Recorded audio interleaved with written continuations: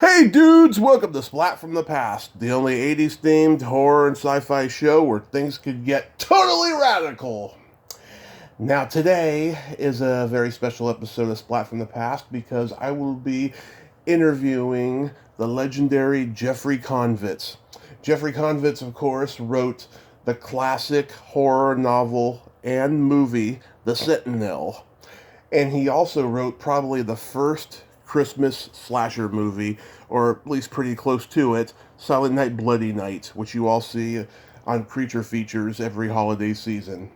And I'm going to have him on the show today to talk about all of that stuff. And he also wrote the teen sex comedy movie Gorp, and he produced a couple of Leslie Nielsen comedies, Spy Hard and 2001: A Space Travesty.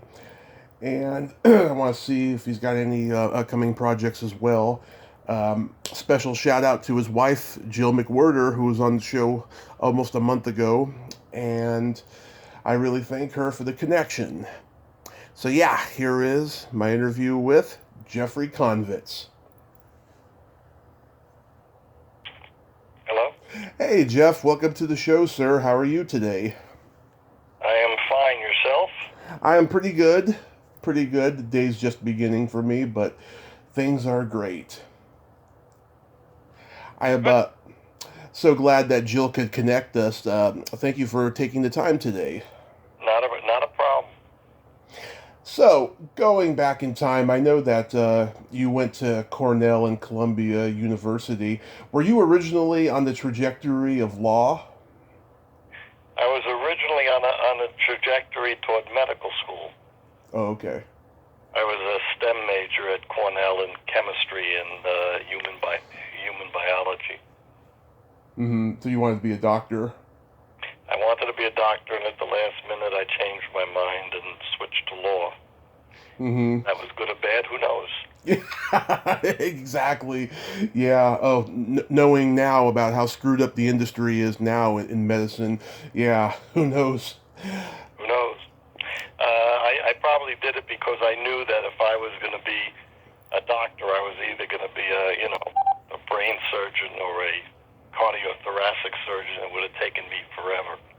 Yeah, a lot of training there. Were you always a writer though, growing up? No. No, that came later. In fact, the first paper I wrote at Cornell, I got a D on. You got a D on it. Fortunately, my younger daughter, who's at Cornell, has done better. Oh, good. Probably got that from Jill's side of the family. That helped, but I learned how to write over the years, obviously. Mm-hmm. Yeah. Did you ever take any like special writing classes or anything? No, it was just continuing improvement, writing, thesis papers and everything else at Cornell, and then exams at Columbia, and writing my books. You just learn. Yeah. The more you do it, the better you get at it. Yeah, just simplify everything. Yeah. You're born and raised in New York? Yes, you have to speak a little louder. I'm having a hard time hearing. Oh, I'm sorry. So you're born and raised in New York. Did you go to the movies and see Broadway growing up? No, I never went to Broadway, but I obviously went to a lot of movies. Mm-hmm. Did you gravitate towards the horror genre especially? I liked it. I think that the horror genre just kind of popped out of my head. Yeah. You saw that there was a transition during that time, and you thought you could make a contribution to it? No, it's just that my ideas kind of drifted in that direction. Later on, I did comedies, but Yeah. started off with my books and my movies in the horror genre. Mm-hmm. At what point did you realize that you could actually have a career and make a living at writing? I never realized I could make a living at writing. I just wrote because it was a passion. Mm-hmm. It's someone told you that you were a good writer and that you could sell something? No. The first thing I wrote was Silent Night, Bloody Night, the movie, Right. and then I wrote a comedy. That was later, but then I wrote the Sentinel at night, and it became a best-selling book. So it just kind of happened.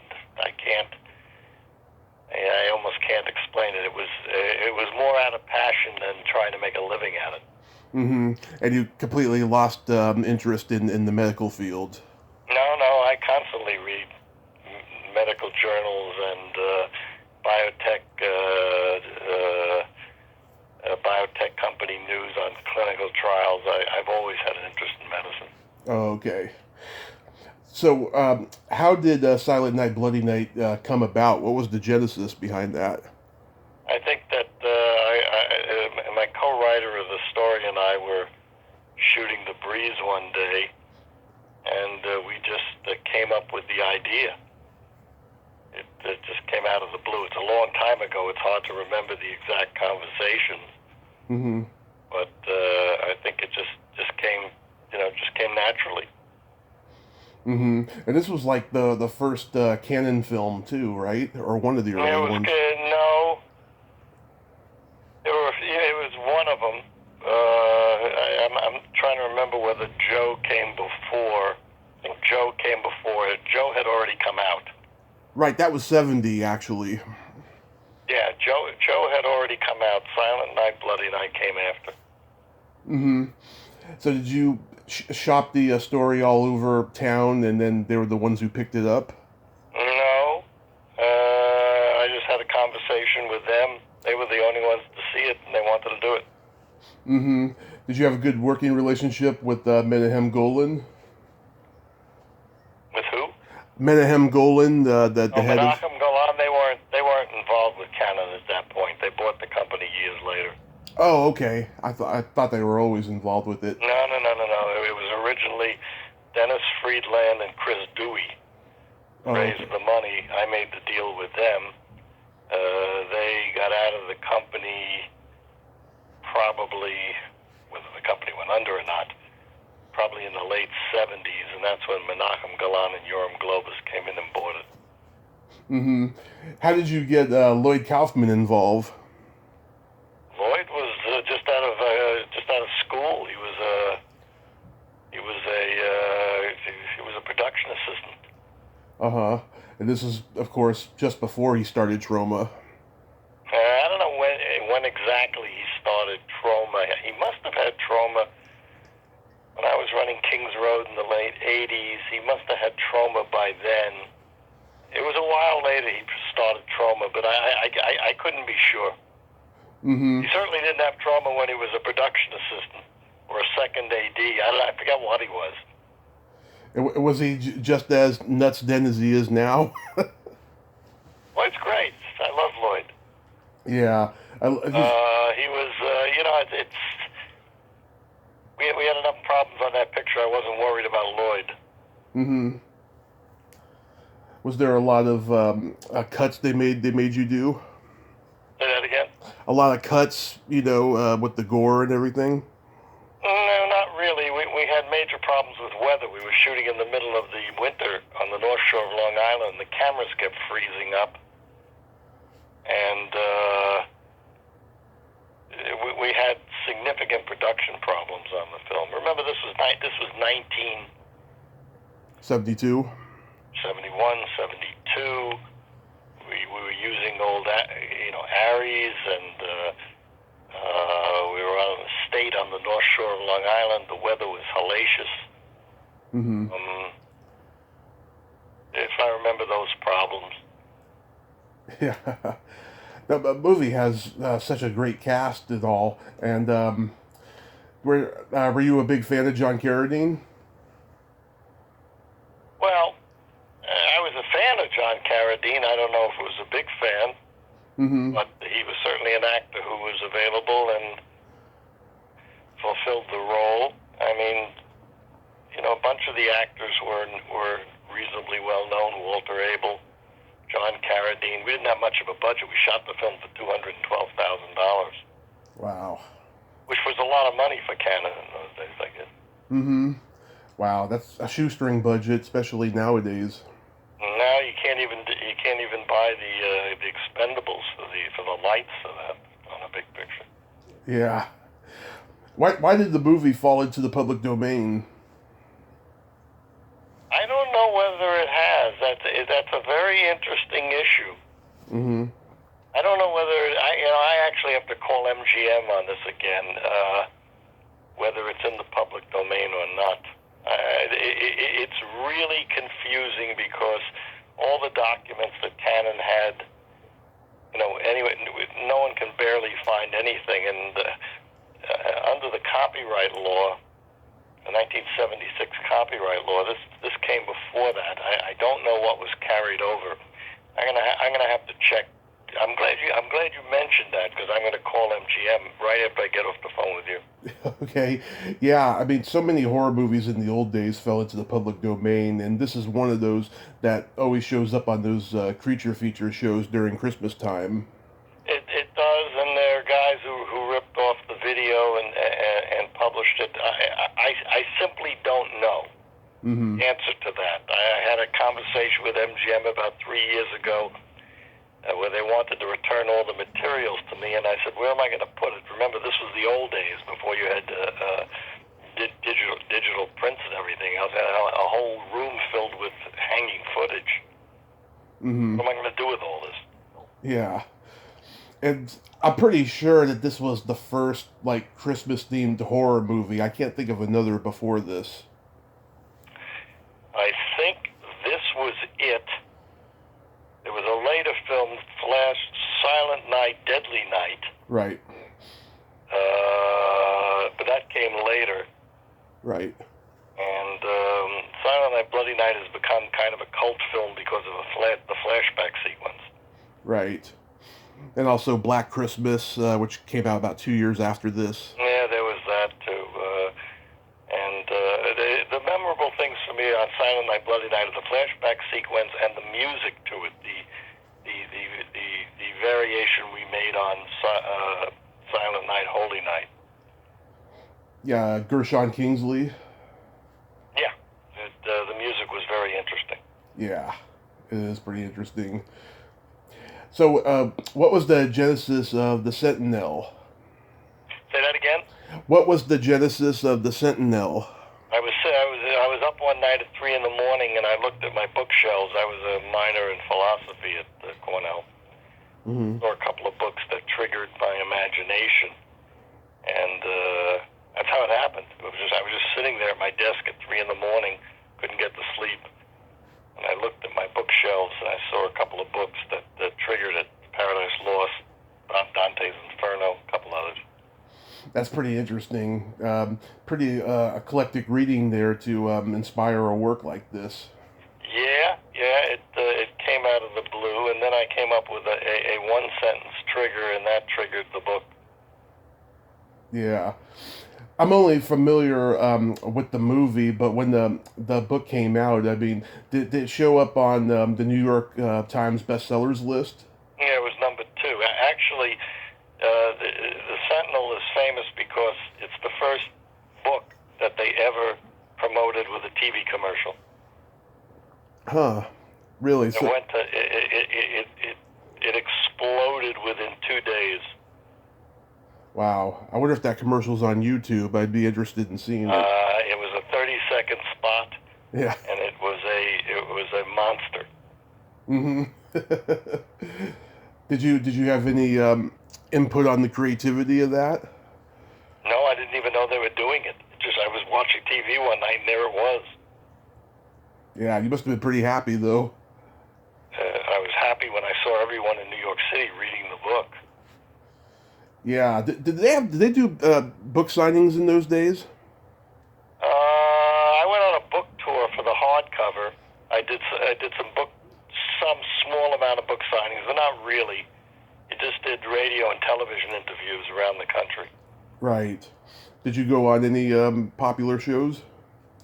Yeah, I went on the Joe Franklin show. I was the guest host in New York, but no one even remembers what that was. But that was one of the first talk shows. I remember Joe Franklin because he was in Ghostbusters, and he asked Dan Aykroyd, "How is Elvis? And have you seen him lately?" Yeah. I was the guest host on the Joe Franklin show. How was that experience? Well, it was fun. Yeah. Not exactly shy, so great work. Yeah. Did Michael Winner approach you about doing the movie? No. Michael Winner was a choice of Universal, which I fought desperately against. Yeah, I heard he was a tough guy.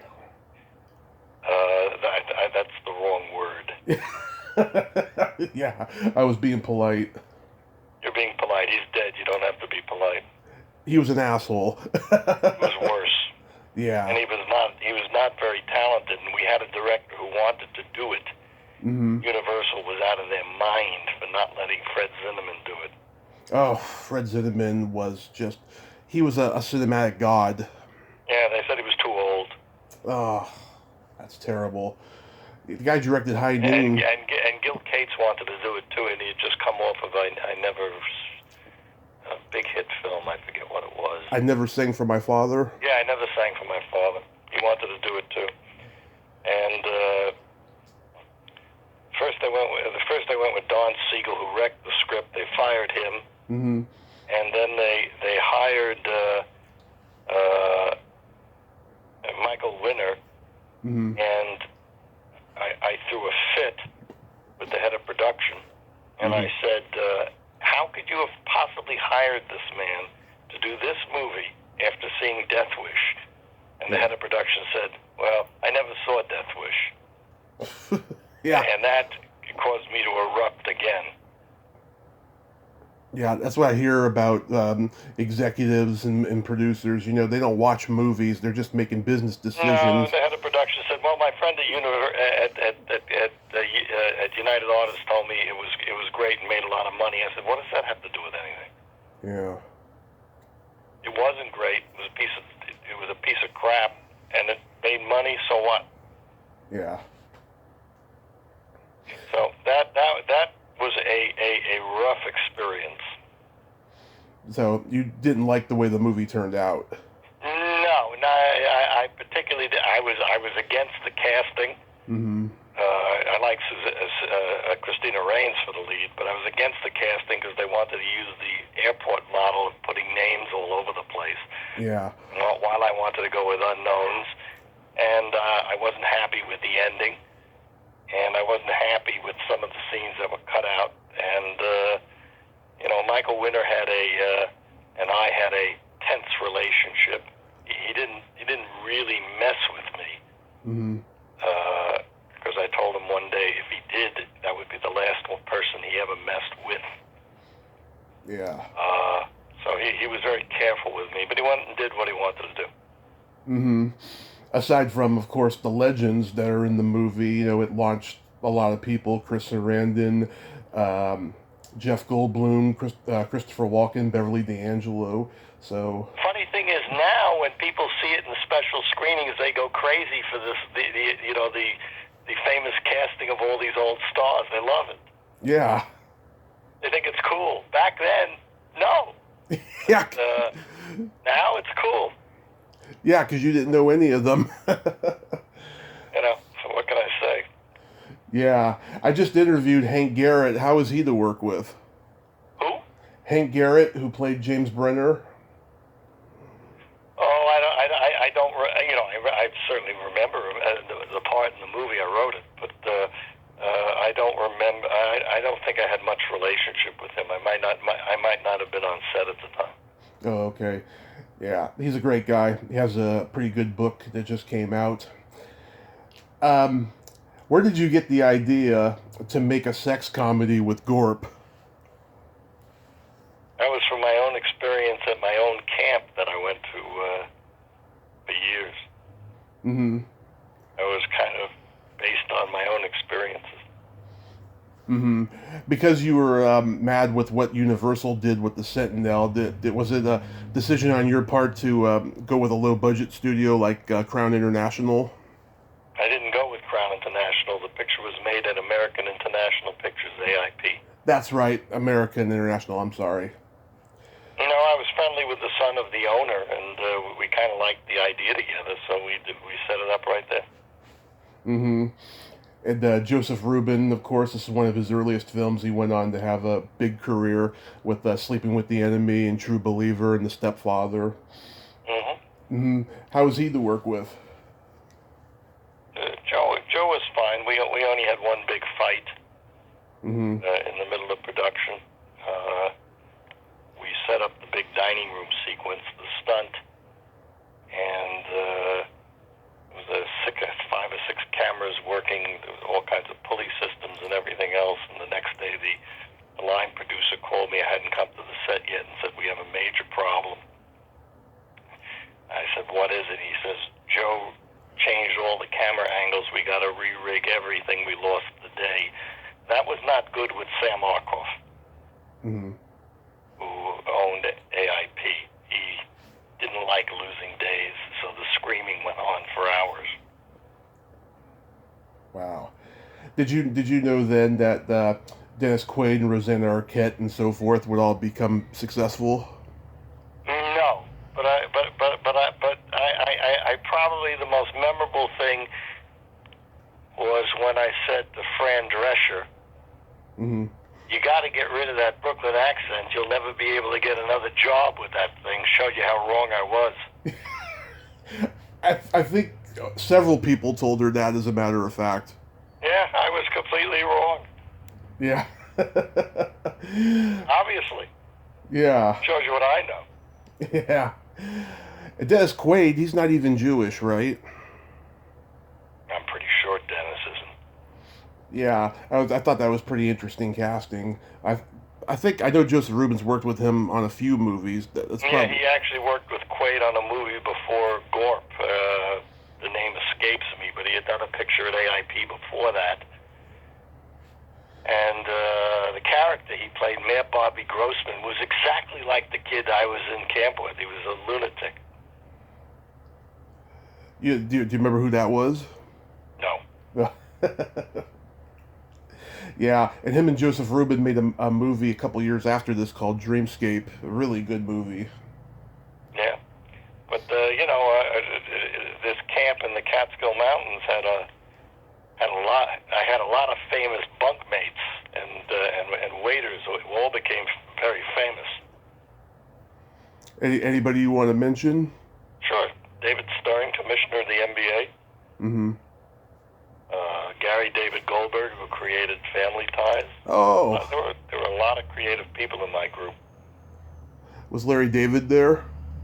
Larry David wasn't there. I wish he was, but he wasn't. Yeah, because I heard him and Richard Lewis, they went to a camp when they were kids, and they fought the whole way through, and then they became friends in stand-up comedy, not even knowing they were the same guys until many years later. Yeah, but there were other famous people that went to that camp. This camp was a very well-known camp in the Catskill Mountains, and the families from, Long Island, and it was a Jewish camp, Long Island, and Scarsdale and everything went up there. So a lot of people became very successful. Nice. In fact, one of you probably wouldn't know. Where are you broadcasting from? I'm in Redding, California. I'm from San Francisco originally. Oh yeah, Mark Green was my bunkmate. He ran for mayor of New York. His brother Steve Green, who was a year older than us, or 2 years older than us, was there. He's now the biggest real estate owner in the city in New York. Mm-hmm. Millions of square feet of office space. A lot of people became very successful. I'm probably the least. I think you've done just fine, Jeff. I really do. My dad took me to see Spy Hard when I was 13. We laughed our asses off. Like, how did this come to you? I was running another studio at the time. Mm-hmm. Called Odyssey Entertainment. We were a foreign sales company and producer and acquisition of foreign rights and sellers. And I used to represent one of the producers who brought it to me, and then I left the company and we took it to Disney, and Disney bought it right away because we had Leslie Nielsen attached. Uh-huh. Yeah. Did he have his whoopee cushion with him? You always had that with him. Everybody I've talked to told me about it. Everybody. Going back to like the 70s. Even at his house in meetings, the whoopee cushion was constantly in use. Yeah. That's hilarious. You worked with him again on 2001 A Space Travesty. Yes, I did. That one he and I owned together. Oh, yeah. Did you both go into business to own it? No, it was my idea of putting it together independently with him and I sharing the ownership of the copyright, I think. Mm-hmm. That was an extremely difficult deal. It was a 3-country co-production with all kinds of banking problems, and it was. I didn't even get onto the set to watch the movie until 5 weeks after we started shooting. It had a 16-week shoot. I was so buried in the financing, I couldn't leave my desk. Yeah. I just saw the dailies at night. Yeah, I remember seeing it on the video store shelf and going, "Oh, I wonder why that one wasn't released in theaters." You know? Well, it didn't turn out as good as it should have. For a lot of reasons I won't get into, but all movies. Listen, it's tough to make a bad movie, let alone a good one. Yeah. But one of the main problems we had is that Leslie had approval of the script and was constantly rewriting it. So you can imagine the chaos that caused. Mm-hmm. Absolutely. You mentioned before you ran Kings Road Entertainment for a while. I was president and vice chairman of Kings Road, correct? Were you there when they made the Best of Times with Robin Williams? No, I was there for Kickboxer. I was there for Salute of the Jugger, Homer and Eddie. Oh yeah. Big Easy. Oh, I love that movie. I'd come in just after Big Easy was done shooting. Mm-hmm. Were you there when the night before was shoot there? No. Yeah, it's a good movie with Keanu Reeves and Lori Loughlin. Yeah, there was another one we did, the Salute of the Jugger with Rutger Hauer. Yeah. So do you have any upcoming projects you hope to do after COVID? Yes, right now I'm gonna get off the phone and get on a conference call with my publicist because my new book is going to be published this year. Oh, is it an original? Original novel. Is it another horror story? Nope. Historical fiction. Nice. How long have you been working on it for? 30 years. Wow, 30 years. So Off and on, not every day. In fact, I could not have completed this book before the advent of Amazon. Yeah. Amazon has really enabled people to release books because... Well, the internet too, because there was so much... It's a story about... It's from 1898 to 1912, how the Jews, and it's all real characters except for my fictional characters, how the Jews and the Italians destroyed the Irish mob. And a massive amount of research has been done in this over the last 20 years, and there was no access to this until the internet came along, where I could get scholarly articles on crime, and books were written that were published in the last 10 years. I mean, it would have been virtually impossible. I would have had to spend years in newspaper offices reading newspapers to get all the information I got in one book. Mm-hmm. Yeah. I read well over 100 books on the subject. I'm an expert.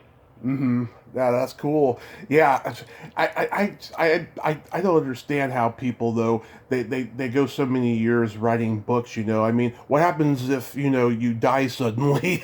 I mean, if I die suddenly, it's okay. The book is done. My wife can publish it.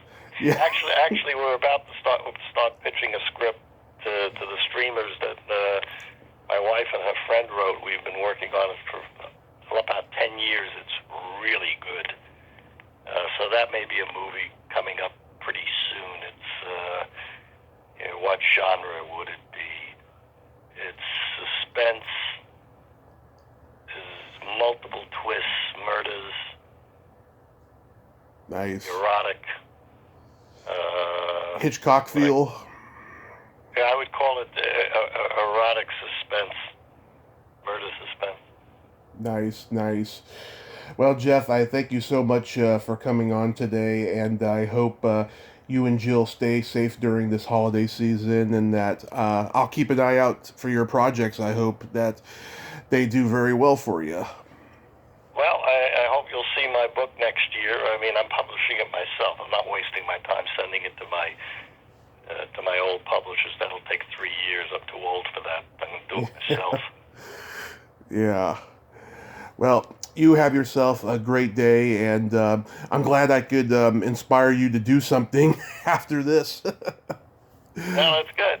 It's loads of fun talking to you. I hope people are listening in and enjoying it. Thank you, sir. Thank you.